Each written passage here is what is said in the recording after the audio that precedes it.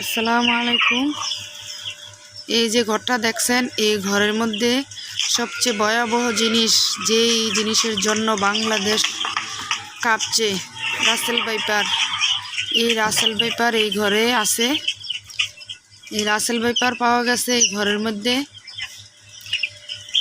আমার দেখেন, এই পাতার বস্তা, ধানের কুড়া, এই যে লাকড়ি, সব কিছু বাইরে ছিন্ন ভিন্ন করে এই যে মাটিগুলা কোপাইছে, কোপাইয়া দেখছে পায় নাই, এই ঘরে লাকড়িগুলা বার করছে।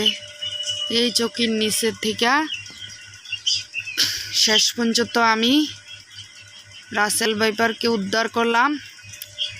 এমন মার মারছি, পিডাইয়া 132টা বাড়ি দিছি। আমার 30টা মুরগির বাচ্চা, আমার শখের। আমি একটা উদ্যোগ নিয়েছিলাম যে আমি ছোটোখাটো একটা মুরগির ফার্ম দেব, আপনারা আগের ভিডিওতে দেখছেন।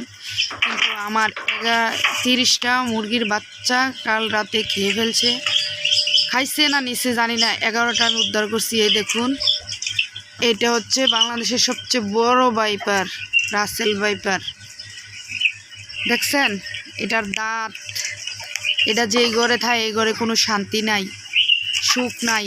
রাসেল ভাইপারতে বড় জিনিস এটা। এটা আমার কাপড় চোপড়, বালিশ, খেতা, তোষক যা কিছু পায় সব কাটটা কুচি কুচি করে ফেলে। দেখছেন দাঁতগুলা?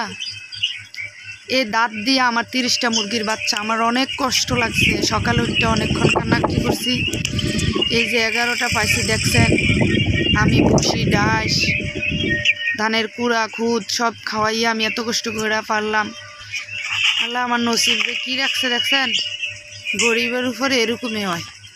গরিবের আল্লাহ দয়া করতে মনে হয় ভাল লাগে না।